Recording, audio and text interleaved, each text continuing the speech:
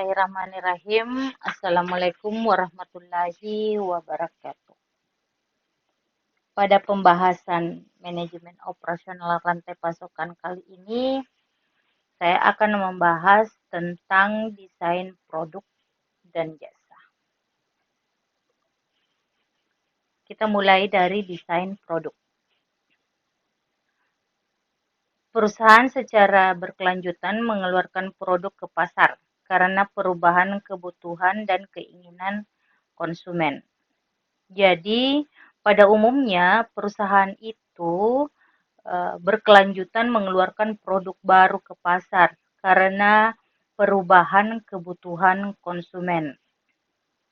Contohnya, smartphone. Tiap 6 bulan sekali meluncurkan produk baru dengan menambahkan fitur kamera dan aplikasi serta kualitas terhadap produk barunya. Desain produk berbeda secara signifikan tergantung pada industrinya. Contoh lain, di bidang farmasi, untuk membuat produk dengan melakukan uji keamanan dan keefektifan. Selain itu juga dilakukan uji klinis yang melibatkan eksperimen yang dikendalikan secara hati-hati. Yang kedua, proses pengembangan produk. Ada 6 tahapan proses pengembangan produk. Dimulai dari tahap 0 sampai tahap 5. Kita masuk ke tahap 0 atau tahapan pertama. Tahap 0 berupa perencanaan. Ini sama dengan muncul ide baru. Ide membuat produk baru atau mengembangkan produk. Contoh, membuat produk smartphone yang berkualitas pada kamera depan sehingga konsumen dapat menggunakan foto diri sendiri atau selfie dengan kamera yang berkualitas. Maka dibuat smartphone yang kameranya atau kamera depannya 16 megapiksel.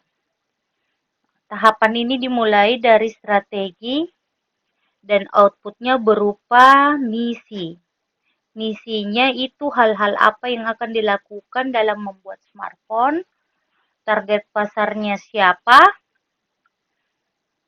sasaran bisnis, serta pertimbangan kendala dalam pembuatan produk. Itu di tahap 0. Kemudian kita masuk ke tahapan kedua atau tahap 1, pengembangan konsep. Mencakup fungsi, fitur produk, spesifikasi produk, dan justifikasi ekonomi berupa biaya operasional yang akan dikeluarkan, harga jual produk, serta bagaimana proses pembuatan produk. Kemudian masuk ke tahapan ketiga atau tahap 2, perancangan tingkat sistem.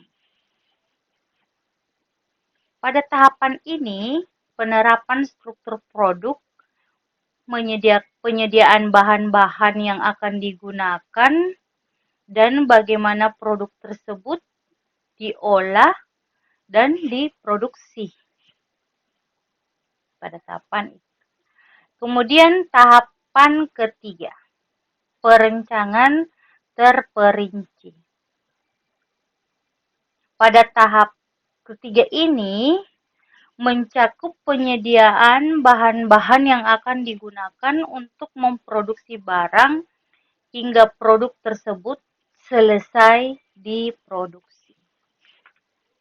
Kemudian kita masuk ke tahapan yang kelima atau tahap 4, berupa pengujian dan penyempurnaan.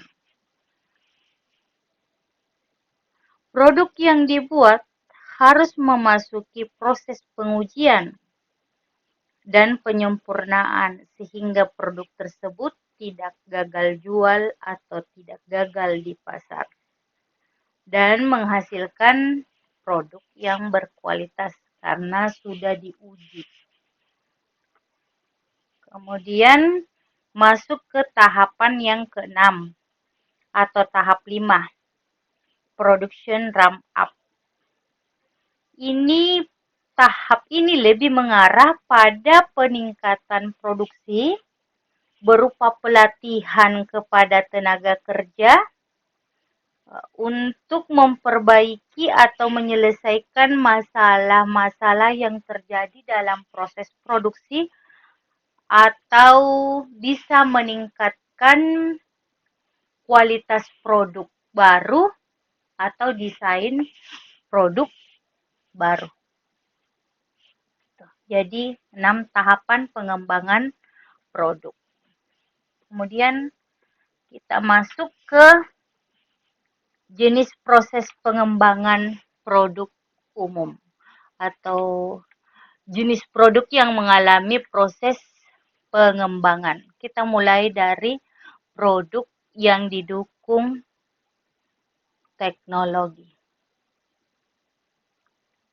Proses pengembangannya berupa tim atau perusahaan memulai dengan teknologi baru. Kemudian menentukan pasar yang sesuai. Jadi ada dulu teknologinya, produk yang berteknologi, kemudian mencari pasar. Contohnya produk jas hujan. Teknologinya berupa kain yang anti tembus air. Itu salah satu contoh produk yang didukung teknologi. Kemudian yang kedua, produk platform. Perusahaan mengasumsikan produk yang dibuat tidak jauh dari subsistem teknologi sebelumnya. Contoh, printer dibuat karena adanya komputer. Komputer tidak bisa melakukan cetak tanpa printer. Kemudian, produk intensive process. Produk ini memerlukan proses lebih lanjut seperti makanan. Makanan biasa diolah lagi untuk siap saji. Sereal sarapan dan bahan kimia. Bahan kimia biasa diolah lagi sehingga bisa dicampur dengan produk lain sehingga menjadi satu produk. Kemudian produk yang diubah. Produk yang diubah ini produk yang hanya memerlukan tambahan variasi sedikit sehingga proses tersebut menjadi produk jenis baru. Contohnya motor. Motor dispesifikasi sedikit bentuknya jadi motor jenis baru lagi. Jam tangan, baterai itu salah satu contoh dari produk yang diubah. Kemudian yang kelima, produk yang beresiko tinggi. Seperti apa? Produk yang memiliki ketidakpastian pasar dan menciptakan resiko kegagalan produksi. Seperti di bidang farmasi, obat-obatan biasa diproduksi saja, tetapi tanpa uji coba sulit dijual di pasar. Yang keenam, produk yang dibuat dengan cepat, seperti telepon seluler. Jadi sudah ada produk sebelumnya, sehingga ditambahkan saja fitur sehingga lebih cepat dibuat. Yang ketujuh, yaitu sistem kompleks. Sistem kompleks ini Suatu sistem yang memiliki banyak subsistem yang bekerja secara paralel, kemudian berkelanjutan. Contoh produksi pesawat, mesin jet.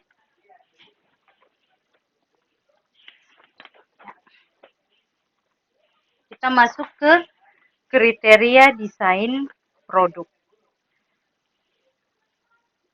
Kriteria paling mendasar adalah kriteria yang berhubungan secara langsung dengan hal yang diinginkan oleh pelanggan.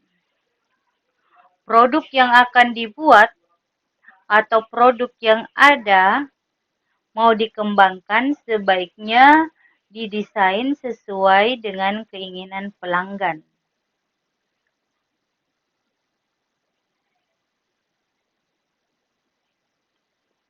Kriteria ini melibatkan pendesainan produk sehingga dapat diproduksi dengan biaya rendah, tetapi tetap mempertahankan fitur yang diinginkan oleh pelanggan.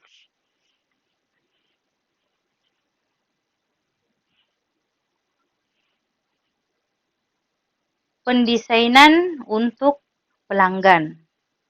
Yang pertama itu penyebaran fungsi mutu.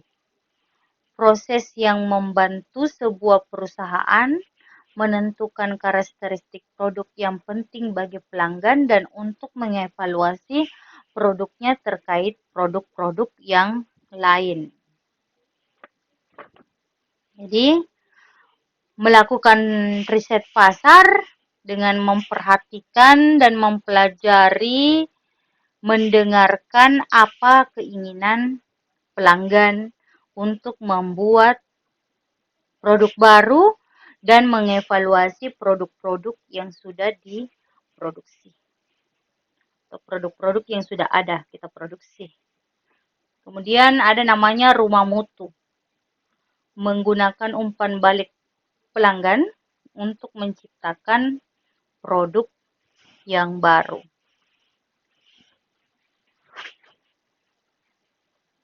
Pendesainan produk untuk manufaktur dan perakitan. Ada namanya cara kerja desain untuk manufaktur dan perakitan, DFMA. Diorientasikan pada rekayasa produk dengan menekankan pada pengurangan biaya produksi. Jadi kalau kita sudah melakukan produksi yang berulang-ulang, kita melihat yang mana biaya yang tidak memberikan aktivitas bernilai tambah pada produk tersebut. Kemudian membuat produk desain yang ramah lingkungan. Suatu upaya yang dilakukan untuk mempertimbangkan lingkungan dalam desain dan pengembangan produk atau jasa. Sekarang itu banyak produk yang dibuat yang mudah terurai ketika sudah menjadi sampah. Sekarang juga penggunaan plastik itu dilarang, kantong plastik utamanya di swalayan atau di toko. Kemudian kendaraan bermotor yang ramah lingkungan dan tidak mengurangi polusi udara atau yang mengurangi polusi udara. Pendesainan produk jasa. Produk jasa jauh berbeda dengan produk manufaktur karena membutuhkan keterlibatan pelanggan secara langsung dalam proses produksi yang mengakibatkan variabilitas dan interaksi yang besar dalam pemberian pelayanan, baik dari segi waktu dalam melayani maupun tingkat pengetahuan yang dibutuhkan oleh karyawan yang memberikan layanan.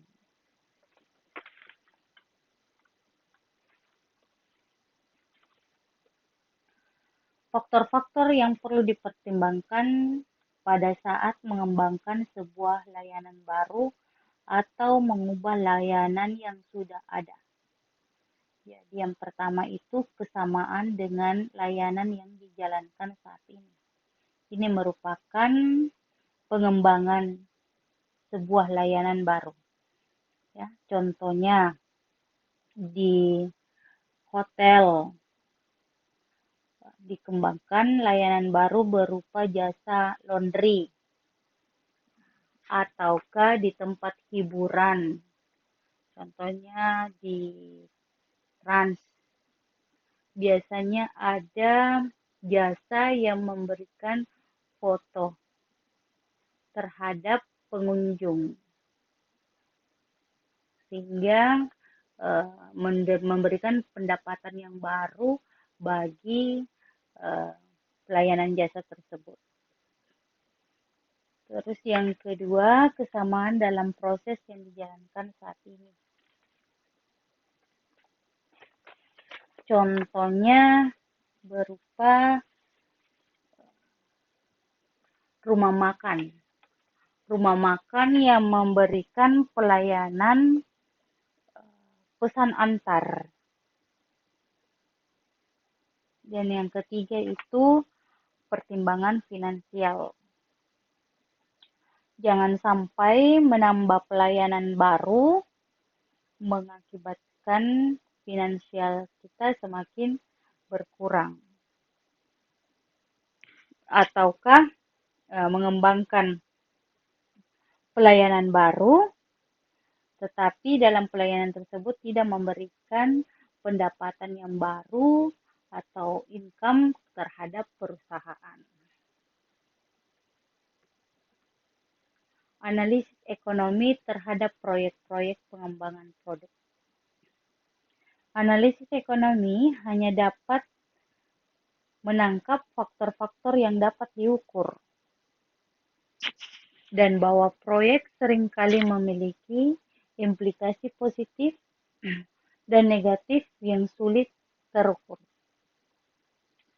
Analisis ekonomi berperan penting pada dua lingkungan yang berbeda, yaitu keputusan ya atau tidak dalam desain operasional dan keputusan pengembangan. Ini lebih mengarah ke faktor keputusan dengan pertimbangan ekonomi.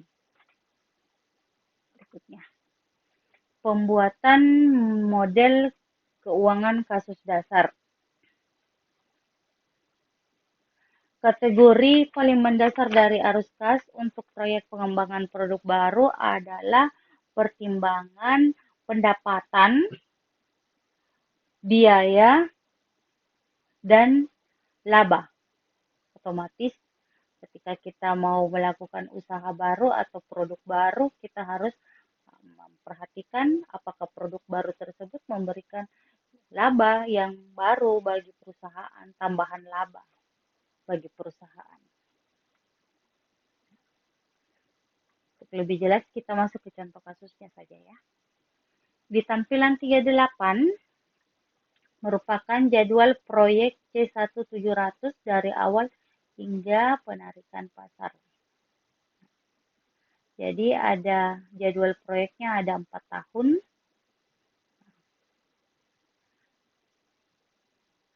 Jadwal pengembangannya tadi di tahun pertama. Terus ramp up-nya di tahun pertama kuartal 4 dan tahun kedua kuartal 1. Biaya pemasaran dan dukungan itu terjadi di tahun kedua, tahun ketiga, dan tahun keempat. Begitupun juga produksi dan penjualannya baru terjadi di tahun kedua, tiga, dan empat. Oke, ini estimasi biaya. Biaya pengembangannya 5 juta. Jadi biaya pengembangan masuk di tahun pertama. Kemudian biaya ramp up 2 juta itu masuk di kuartal pertama tahun kuartal keempat tahun pertama dan kuartal 1 tahun kedua. Kemudian biaya dukungan dan pemasaran sebesar 1 juta per tahun. Jadi dia dalam 1 tahun ada 4 kuartal, jadi ini nanti 1 juta dibagi 4. Begitupun juga tahun ketiga dan tahun keempat. Di sini dihitung produksi tahun kedua, tahun ketiga, dan tahun keempat produksi penjualan. Di sini produksinya 400 per unit, $400 per unit. Volume produksinya dalam 1 tahun itu 20.000 unit, 20.000 unit. 20.000 unit berarti dibagi 4 kuartal 5.000. Dan harga unit barang itu sebesar 800 unit. Ini arus kas periode merupakan jumlah dari arus kas masuk dan arus kas keluar. Kita langsung masuk kepada pembahasannya. Di sini ada ya, biaya pengembangan tadi 5 juta. 5 juta untuk biaya pengembangan. Jadi 5 juta dibagi tahun keempat. Terus run up pemasaran dan dukungan. Ya. Volume produksi.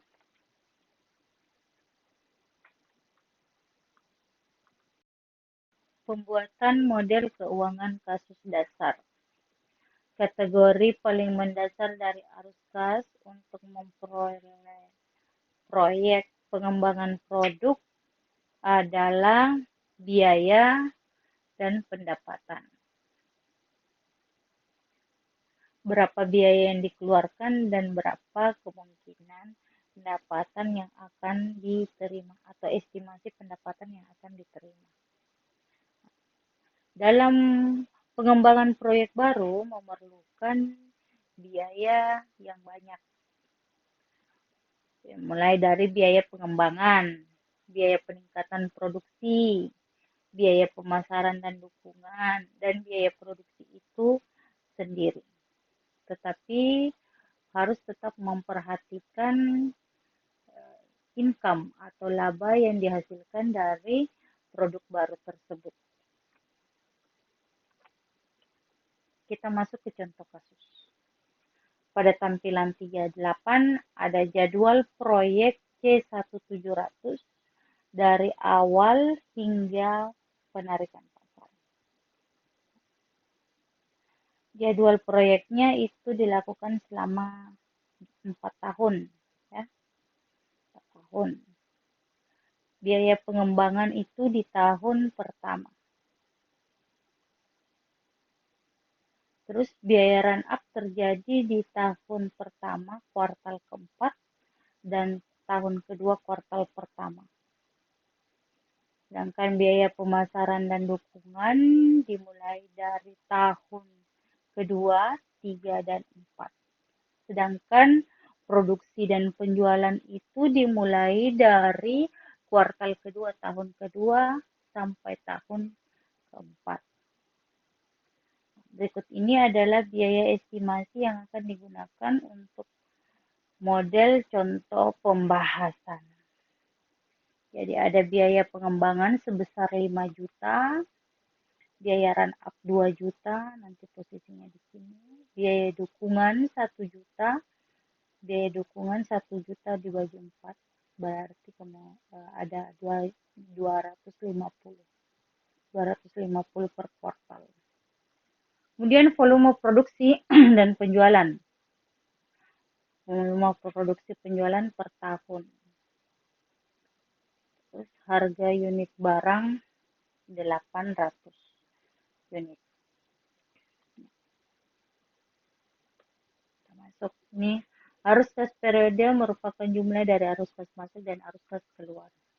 Jadi biaya pemasaran 250, pendapatan produksi 4 juta, biaya produksi 2 juta. Nanti arus kas periodenya bisa kita ketahui bahwa 1.750.000. Yang kedua, nilai sekarang dari arus kas periode berdiskonto 10%. 10% tadi dibagi 4 kuartal dalam 1 tahun, jadi menghasilkan 2,5% per kuartal. Sehingga kuartal pertama dari tahun pertama itu sebesar 1.401.275. Dan dapat 1.750 dibagi dengan 1 ditambah 0,025 pangkat 9. Ini pembuktiannya, ya. Jadi nilai bersih sekarang MPV jumlah arus kas diskonto periode. Kita masuk ya ke pembahasannya. Jadi ini tadi biaya pengembangan 5 juta. Namanya biaya otomatis minus ya. Jadi minus 1.250. Selama 1 tahun karena kuartal pertama. Biaya run up-nya 2 juta. Itu tadi di kuartal keempat tahun pertama dan kuartal pertama tahun kedua. Biaya pemasaran 1 juta per tahun. Dimulai dari tahun kedua, kuartal pertama, ya, sampai tahun keempat. Jadi dibagi. 1 juta dibagi 4 minus 1.250. Volume produksi itu 20.000 dibagi 4 ya. Harga per unit 800 per unit. Ini 0,8 karena dibagi 1000. Sama tadi ini 400, kenapa minus 0,4 di sini? Karena 400 dibagi 1000. Ini dalam ribuan ya. Selanjutnya, dijumlahkan untuk memperoleh periode cash flow. Arus kasnya, arus kas periodenya.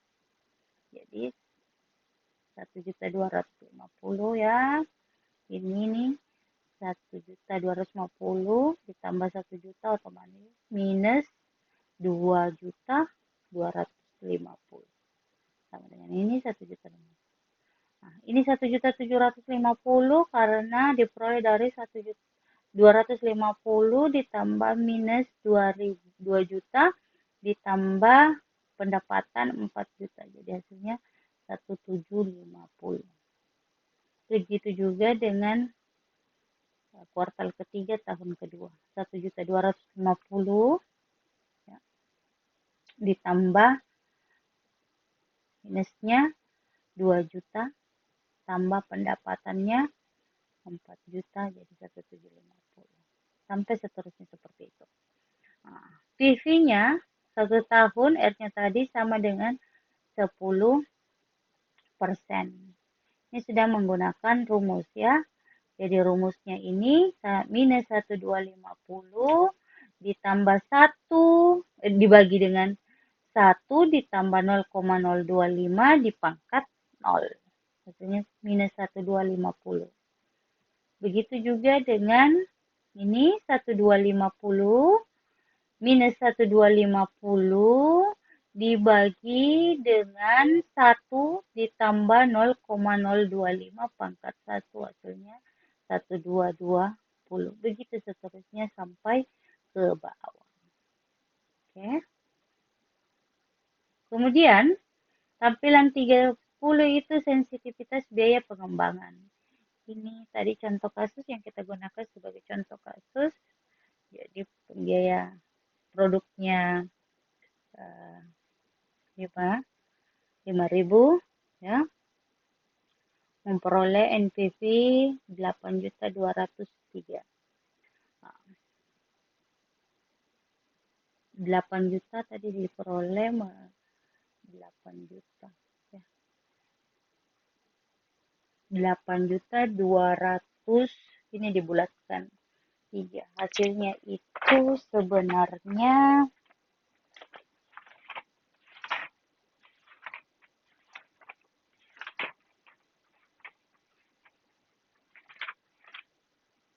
8.202.819, tetapi dibulatkan menjadi 8.200.000.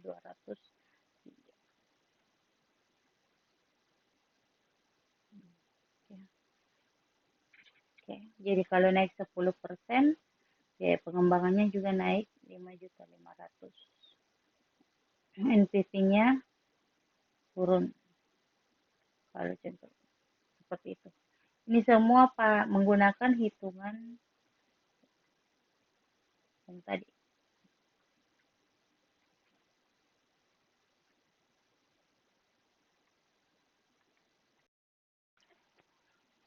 Kita lanjut yang ketiga. Nilai bersih sekarang atau net present value. Jumlah arus kas yang terdiskonto untuk setiap periode ataukah keempat tahun ini sebesar 8.202.889.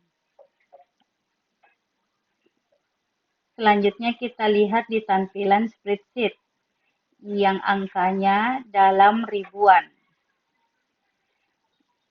Mari kita mengalokasikan biaya-biaya ke jadwal yang sudah ditentukan. Kita mulai dari biaya pengembangan sebesar 5 juta. Biaya pengembangan sebesar 5 juta ini dialokasikan pada tahun pertama.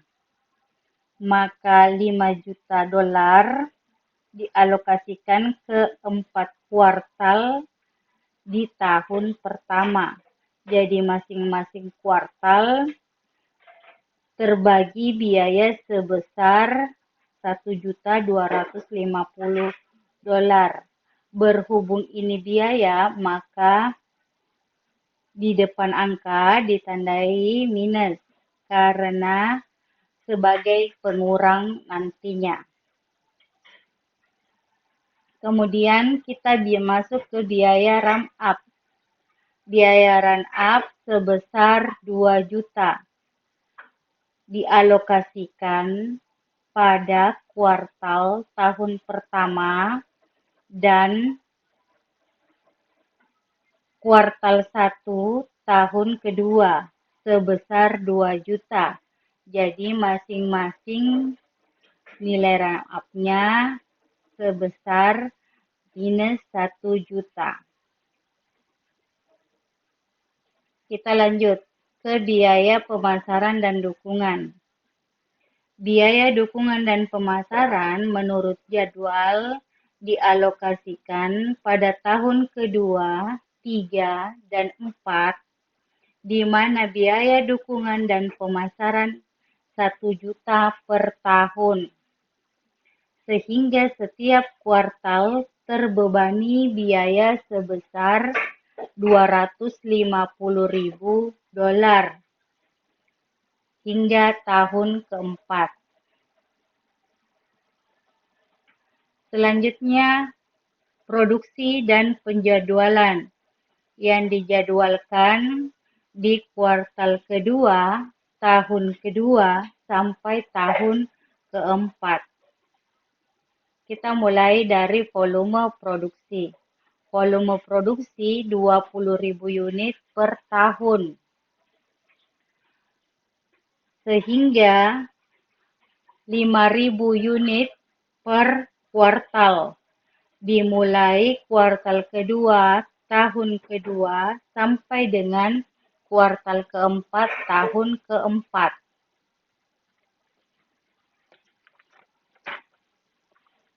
Biaya produksi 400 per unit, 400 dolar per unit. Berhubung ini dalam ribuan, di sini 0,4. Oke, kita lanjut.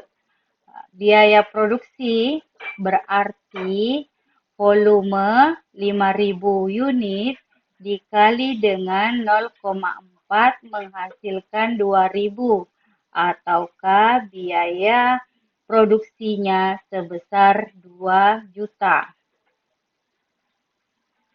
Itu dilakukan sampai kuartal tahun keempat.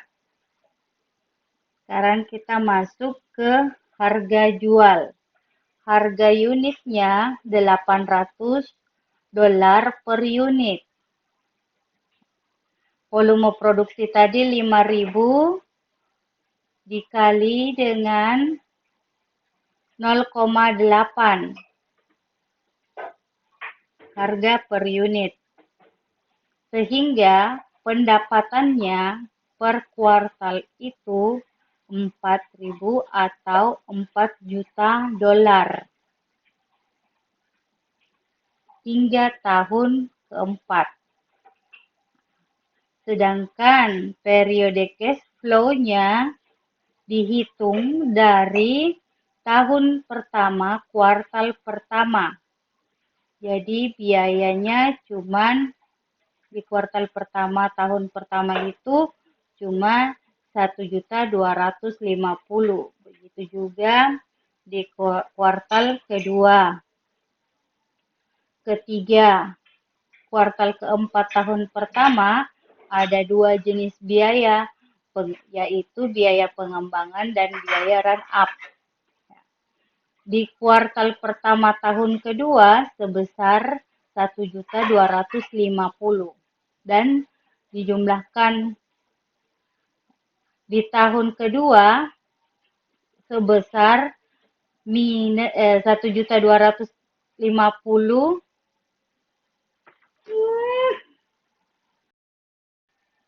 di kuartal kedua tahun kedua, biaya pemasaran dan dukungan sebesar $250.000.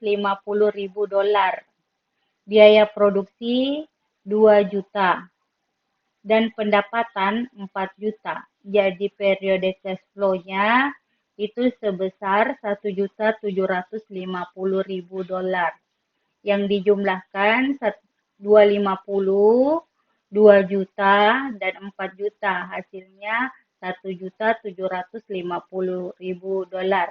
Begitu seterusnya sampai tahun keempat. Dan untuk mencari PV 1 tahun R sama dengan 10%, maka 10% ini dibagi 4. Jadi rumusnya 1.250.000 diambil dari nilai ini dibagi dengan 1 ditambah 0,025 yang berasal dari 10% dibagi 4. Pangkat 0, hasilnya 1.250.000.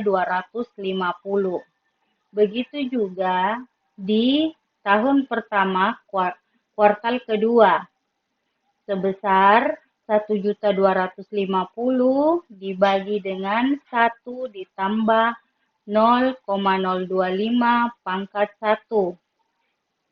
Begitu seterusnya sampai kuartal keempat, tahun keempat. Kita lihat satu lagi contohnya. Contoh di kuartal keempat, tahun kedua. Kuartal keempat, tahun kedua, kita lihat 1.750.000 dibagi dengan 1 ditambah 0,025 pangkat 6. Jadi di sini kita mulai dari 0, 1, 2, 3, 4, 5, 6. Jadi pangkat 6. Hasilnya 1.509. Nah, sudah ketahui cara mencari PV tahun. Sekarang untuk NPV proyek, ini dijumlahkan dari kuartal pertama tahun pertama sampai dengan kuartal keempat tahun keempat. Hasilnya sebesar 8.202.800 889 dibulatkan menjadi 8203. Oke, kita lanjut. Ini adalah sensitivitas biaya pengembangan C1700. Ya, sensitivitas maksudnya jika biayanya dinaikkan 10%, maka biaya pengembangannya naik 10%. Perubahan biaya pengembangan 500. 500 diperoleh karena selisih dari 5.000 ke 5.500. Begitu juga dengan perubahan NPV persennya dan NPV serta perubahan NPV. Ini dalam ribuan. Jadi kalau diturunkan 10%, maka terjadi perubahan. Analisis sensitivitas untuk memahami trade-off proyek berdasarkan contoh kasus tersebut ada beberapa skenario lain yang dapat dikembangkan untuk proyek tersebut, yaitu waktu pengembangan proyek, volume penjualan, biaya produk, dan harga jual. Pengukuran kinerja pengembangan produk. Untuk menghasilkan alir produk baru yang stabil ke pasar merupakan hal yang sangat penting untuk daya saing. Jadi perusahaan harus selalu inovatif, menciptakan produk baru, sehingga membuat daya saing sesama jenis usaha. Dan agar berhasil, perusahaan harus cepat tanggap terhadap perubahan kebutuhan pelanggan dan pergerakan persaingan mereka. Perusahaan juga harus memasarkan produk dan memproses produk secara efisien.